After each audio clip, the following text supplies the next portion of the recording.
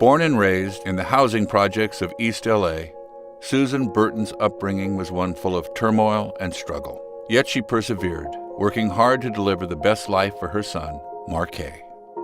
But in 1982, Susan's life shattered before her when her 5-year-old son was accidentally struck and killed by a police cruiser.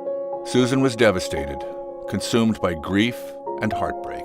Without any access to therapy or mental care, Susan turned to drugs. The pain of everything was so unbearably present in my body. I think if you looked at me, you could almost see it or touch it. Her drug addiction would lead Susan in and out of jail, each time released with little money, no ID, and nowhere to go. Trapped in a vicious cycle of joblessness and homelessness, Susan found herself back in the prison system 6 times over the next decade. Exhausted by the revolving door of incarceration and disappointed in the way her life had turned out, Susan Burton was determined to right her wrongs.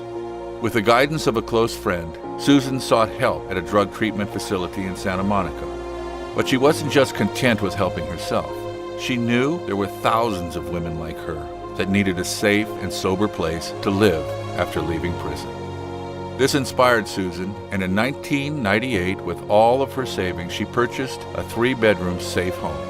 The success was immediate, and in 2000, a new way of life re-entry project was officially born. Susan knows incarceration doesn't solve any problems. It only succeeds in creating new ones. The United States has the highest prison population of any country in the world, and women are the fastest growing demographic. She saw that women coming home from prison faced tremendous institutional obstacles. Since its inception, Susan and A New Way of Life have looked to fill those roles. Since 1998, more than 1,000 women and children have found safety and support in their re-entry homes, with more than 300 women reunited with their children. With the opening of their Legal Services Department in 2007, A New Way of Life has provided pro bono services to assist those seeking relief from the burden of criminal histories. These services cost less than 1/3 of the cost of incarceration, and on the average, 8 out of 10 women in their homes meet annual benchmarks identified as crucial to making a successful community re-entry. Susan's vision has blossomed since its early years. She has since become a certified chemical dependency counselor and now has 5 transitional houses in Los Angeles. For Susan, it became clear that if women had safe places to return to after prison, they would have a chance to make it. They're asking for housing. Essentially, they're asking for love and support.